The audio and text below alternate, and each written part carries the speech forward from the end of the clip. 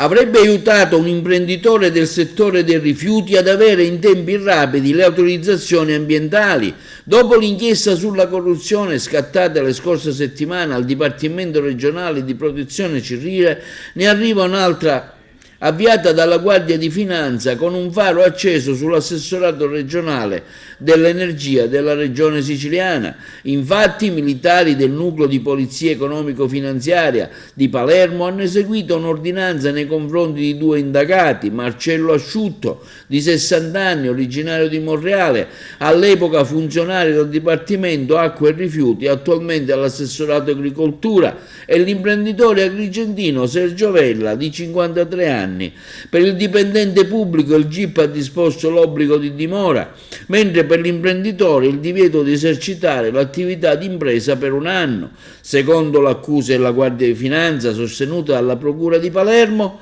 in cambio delle autorizzazioni ambientali avute in tempi celeri, l'imprenditore agrigentino avrebbe investito direttamente o tramite familiari o a imprese a lui riconducibili circa 1 milione di euro in due società di Milano, impegnate in attività di trading finanziario amministrate dal figlio del pubblico funzionario. Dalle indagini sarebbe emerso che l'imprenditore avrebbe cercato altri investitori con grosse disponibilità finanziarie per ampliare il portafoglio clienti delle società di investimento e garantire quindi alle stesse una maggiore visibilità, una crescita significativa dei capitali investiti, consentendo al figlio del pubblico funzionario di ottenere rilevanti compensi dalla sua attività di amministratore.